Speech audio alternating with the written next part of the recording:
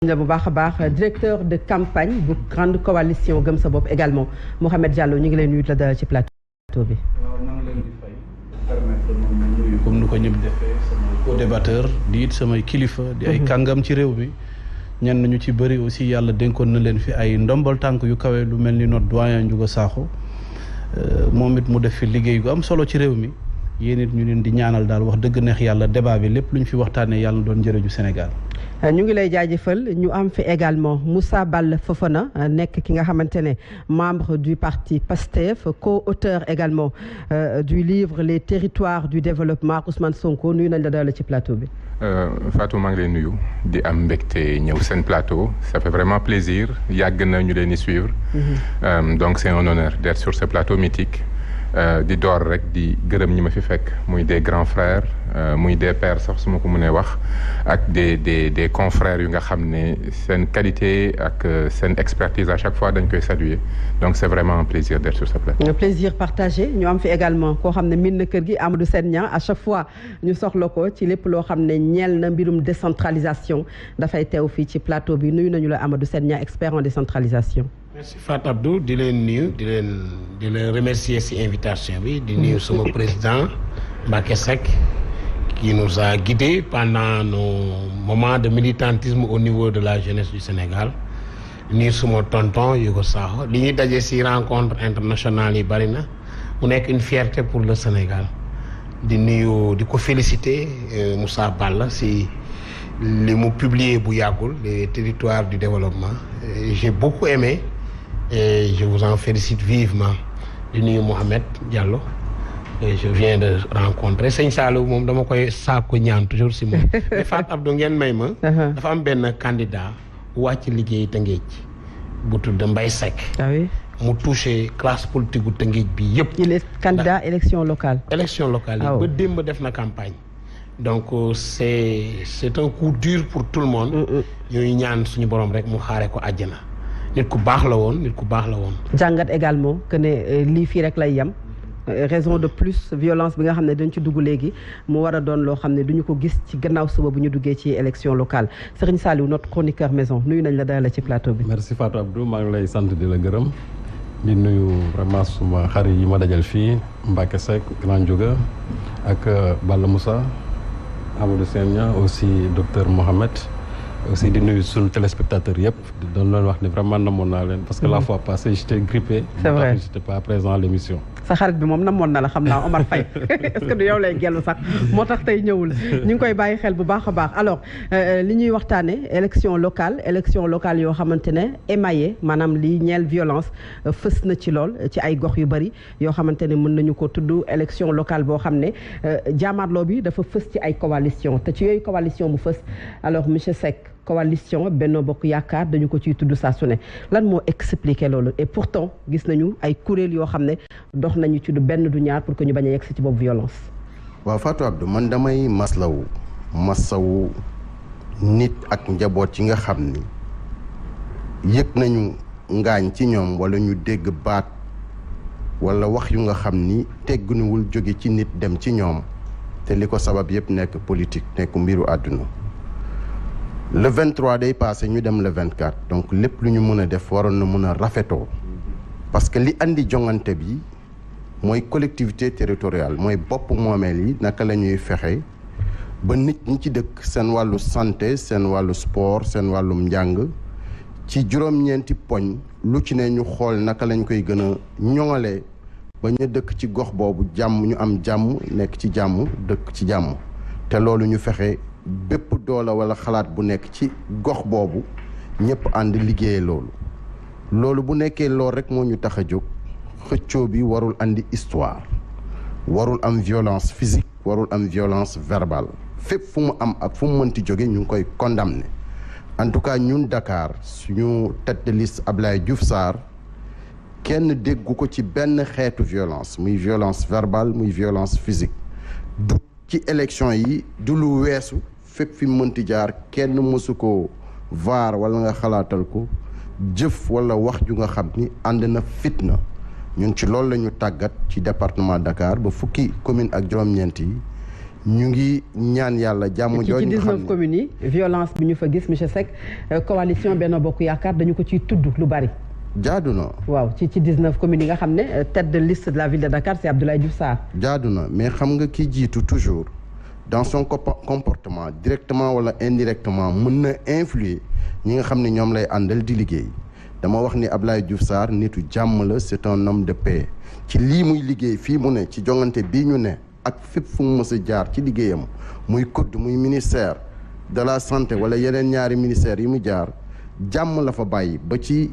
na mu tudd chambre de commerce Kaolack ak bu Dakar nitu jàmm la waaye ku am coalition bu toll ni coalition Benno Bokk Yaakaar nga xam ni Sénégal mën nañu wax c'est la seule coalition qui est présente sur l'ensemble des 601 collectivités nga xam ne ñoom ñoo am Sénégal fépp fu am collectivité territoriale Sénégal ñun am nañu fa liste yooyu nag très souvent dañuy nekk la liste à abattre te si ñiy jongante très souvent bëri na si ñu amul le sens de la mesure am na ñu xamul ni lii ñuy def dañ koy def dans le sens de la devise du Sénégal un peuple un but une foi bu nekkee loolu mooy sa ligne directrice daanaka mënoo am lu nga xam ni mën na andi violence ci yow yenn communes yi nag la fay ne fépp fu mu mënti jóge ci bépp camp bu mu mënti jóge ci leader bu mu mënti jóge ñu ngi koy condamner avec la plus grande fermeté ànduñu si d'accord ñu si Diouf Sarr santuñu loolu suñu coalition recommandé wuñu loolu ñun jàmm encadrer suñuy militants wan leen suñu bulletin dem voté ji gagné gérer dëkk bi incha allah. loolu ci loolu ngeen nekk. loolu la ñëpp bëgg monsieur Sakho et kenn ko ci wax ci ñi nga xam ne ñooy way politique yi dañuy wax ne dañu bëgg élection locale yu apaisé malheureusement campagne électorale bi li mu wane moom mooy violence ban jàngat nga ci am. jàngat bi mooy homme politique yi moom ñun kay moom li yàlla xam doy na dañuy suñu wax dafa rafet lool tegginu lool mais suñu jëf bokkul ak suñu wax man li ma jaaxal mooy lii gàttandu nañ ko bu yàgg ni violence a ngi ñëw wax bu bare lool mais homme politique buy déplacé wu yor 100 gardes du corps 300 gardes du corps ñu yor lu nekk ba pare nga ni yow violent woo ma je veux bien Diouf Sarr nit ku baax la kenn xamewu ko loolu mais ñi muy àndal kenn xamul lu ñu toll lu mu leen doyee man mën naa la jox exemple campagne nañu ba campagne bi jeex amuñu benn garde du corps kenn laa wax de je n'exagère pas benn loolu kenn mës ko gis kenn xamul sax lan lay tekki daje nañu ñëpp ku ñu daje léegi soo am war di nii sànq asanda ku ñu dajal wàcc saafoon teg yow romb la dem Bougane Diouf Sarr ñëpp pourquoi parce que jàppuñu ni ñi ñuy dajal suñu noonu lañu wala ba ñu war a xeex xam nga lu ko waral parce que nit ñi waxtaanatuñu ci xam-xam. donc débat programmatique Sénégal dafa raflé di waxtaanee xam-xam parce que booy waxtaanee xam-xam soxlawoo ay gàngoor di leen entretenir di leen jox alal bu dul jeex koo ci dajal mun la dañ ma fay temps yore ay façon nag lu nekk yuy maasaateeg yuy lakkaateeg yuy mais loo koy doyee léegi am na ko ma dajal fii ci Castor bi may ñëw mais ñoom ñoo ñu dimbale jàllale ñu dem xamatuma sax ñan la tellement que yenn mais li am solo mooy tant que ñi ngi naan violent wuñu di ànd ak ñu violent wax bi des na tant que ñi ngi naan violent wuñu di leen entretenir parce que dañ leen di fay c'est pas gratuit violent nañu donc yaakaar naa war nañu weesu wax ji jël yeneen matukaay ñun li ñu proposé candidat Doudou Wade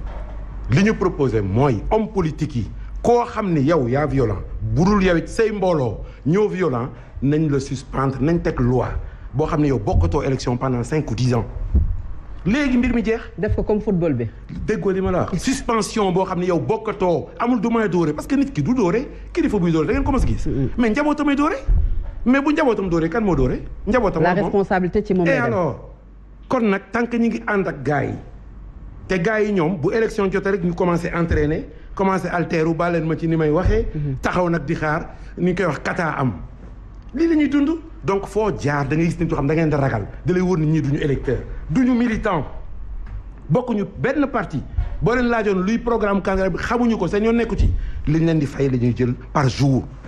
c'est ça et ça nag tant que homme politique yaa ngi koy def wax ji bu rafetee te jëf ji niruwu ko c'est pas la peine. c'est pas la peine et pourtant moom la ñuy gis Moussa monsieur Fofana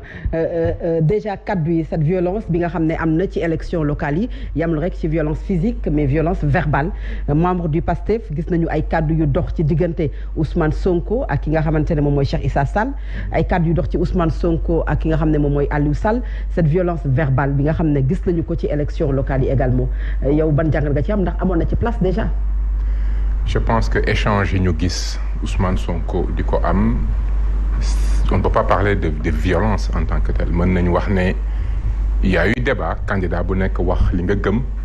avec fermeté parce que politique c'est des positions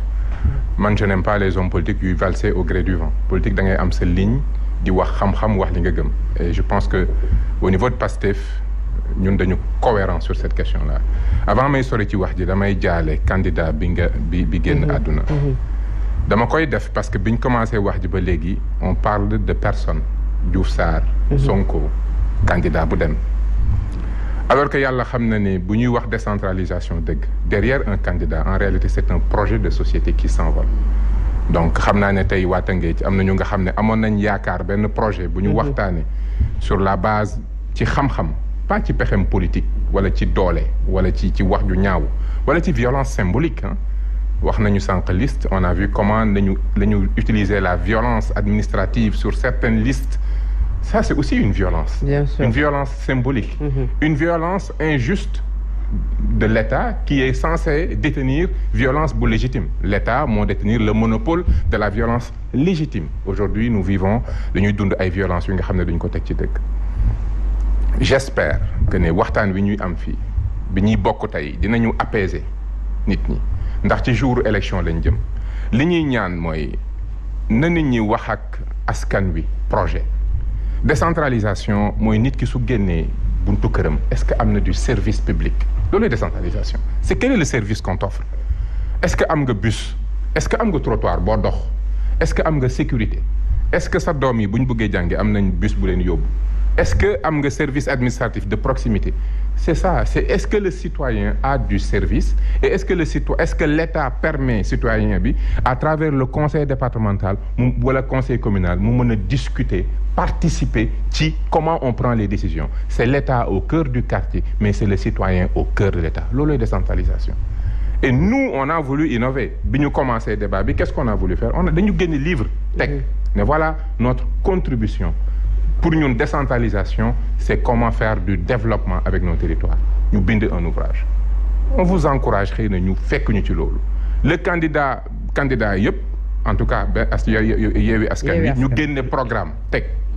débat yi ñu dégg on a entendu des débats sur monnaie locale complémentaire c'est des choses intéressantes mais c'est nous certains ont voulu changer le débat bu bëri critique aussi mais malheureusement réew mi da ngay wax xam-xam ñu andi pexe monnaie locale complémentaire c'est un instrument de développement local qui n'a rien à voir lu xew France xew Canada xew tous les pays monnaie la bu nga xam ne dafay faciliter la consommation locale est-ce que nit ñi dañ bëgg wax ne on est contre la consommation locale monnaie la bu nga xam ne day tax les producteurs locaux et les consommateurs locaux di jëndate seen biir est-ce qu'on est contre est-ce que réellement on veut dire que on est candidat est-ce qu'on est contre ça loolu mooy monnaie locale complémentaire réew mi da ngay wax xam-xam ñu indi la débat pexe c'est ça le problème dans ce pays donc man li may ñaan rek mooy la violence elle peut être symbolique avant toute chose avant muy verbal avant muy physique dañ koy regretter on a vu notre candidat Barthélémy Diaz qui a voulu se prêter à un jeu d'interaction avec les jeunes 4 jeunes ne ko duñ bëgg a wax ak yow il s'est prêté au jeu ñëw di wax ak ñoom fan la mujjee benn brique sur sa voiture xam nga loolu c'est regrettable donc li ñuy wax nit ñi mooy bu ñu toggee ci plateau yi nañu amener le débat à un niveau où on propose des choses ça va inspirer jeunes yi ñu xam ne bu ñu bëggee bokk ci politique il faut que ñu dem gëstu dama toog ak sëñ bu kilifa gu mag ci réew mi sëñ Jili mu sëñ Abdoul Ahad Mbacké ma leen di jottali nuyoowam mu ne ma réew mi dafa am ñetti mbir yu nu sàggane te pourtant yooyu mooy li am solo nañu dimbale nañu yar nit ñi bu ñu paree nañ leen jàngal xam-xam suñ paree nañ leen wutal ci